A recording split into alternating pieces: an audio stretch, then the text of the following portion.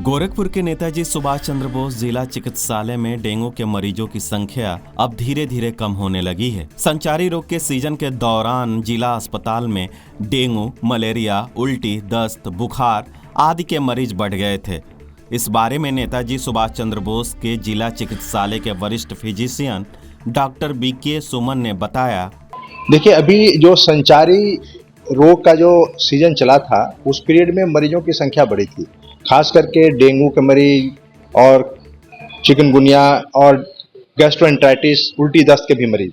लेकिन अभी के समय में जैसे जैसे हेल्दी मौसम हो रहा है वैसे मरीजों की संख्या काफ़ी कम हो गई है। अभी मैं अपने गैस्ट्रोएंटेराइटिस वार्ड में खड़ा हूँ, यहाँ पर 13 मरीज भर्ती थे और 13 के 13 मरीज सभी स्वस्थ हैं और ये जिसमें 3 मरीज को मैं छुट्टी कर रहा हूँ और बाकी मरीज भी स्टेबल है, 1-2 दिन में छुट्टी हो जाएंगे। रही बात डेंगू वार्ड की मरीजों की, तो डेंगू वार्ड हमारा जो है इमरजेंसी के वार्ड के बगल में डेंगू है, वहाँ पे 2 मरीज हैं और बाकी अब तक जो भी मरीज भर्ती हुए हैं वो मरीज सभी स्वस्थ होकर लौटे हैं। डेंगू मरीज जो आ रहे हैं वो मच्छर जनित है, खासकर मस्कीटो बाइट, मच्छर के काटने से फ्लेवी वायरस के चलते डेंगू फीवर हो रहा है। आम जन जो गांव में रहते हैं उनको थोड़ा सावधानी रखने की जरूरत है, मच्छरदानी लगा के रहने की जरूरत है, सोने की जरूरत है रात में।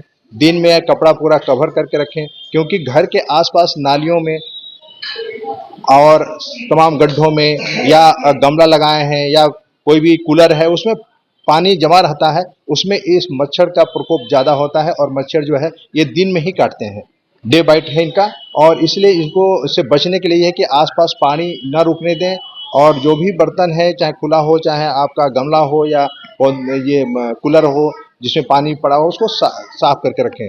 और अगर डेंगू फीवर होता है तो हाई ग्रेड फीवर होती है, ज्वाइंट्स पेन होता है, उल्टी भी होती है और उसमें इस तरह की कंडीशन में तुरंत आप अपने प्राथमिक स्वास्थ्य केंद्र जिला अस्पताल ले आकर मरीज को भर्ती कराइए और वहाँ पे हम लोग इस तरह के मरीजों को तुरंत हम लोग इन्वेस्टिगेशन कराते हैं, लैब टेस्ट कराते हैं, उसमें हम लोग प्लेटलेट काउंट कराते हैं, NS1 फॉर डेंगू कराते हैं, IgM कराते हैं। पॉजिटिव आने के बाद उनको तुरंत भर्ती करते हैं। भर्ती करने के बाद 1 सप्ताह तक एडमिट रखते हैं, उनको सारी ट्रीटमेंट जो सुचारू रूप से ट्रीटमेंट देते हैं, मरीज इंप्रूव करता है। घर भेजते हुए यह सलाह देते हैं कि घर पे भी आप 1 सप्ताह आराम करेंगे। जिस मरीज का प्लेटलेट नियर अबाउट 10,000 से कम होता है उसमें हम लोग प्लेटलेट चढ़ाने की इंडिकेशन बनता चढ़ाते हैं। और अगर किसी मरीज को 10,000 पे भी अगर कोई शरीर में कहीं खून के चकता नहीं है, ब्लीडिंग नहीं हो रही है, चाहे नाक से खून नहीं आ रहा है, खांसी में खून नहीं आ रहा, उल्टी में खून नहीं आ रहा, तो हम लोग वेट करते हैं। और ये प्लेटलेट की लाइफ जो होती है वो 1 से 3 दिन होती है और मरीज को रिहाइड्रेट करते हैं। उसको बोलते हैं कि फल खाइए, फल का जूस पीजिए,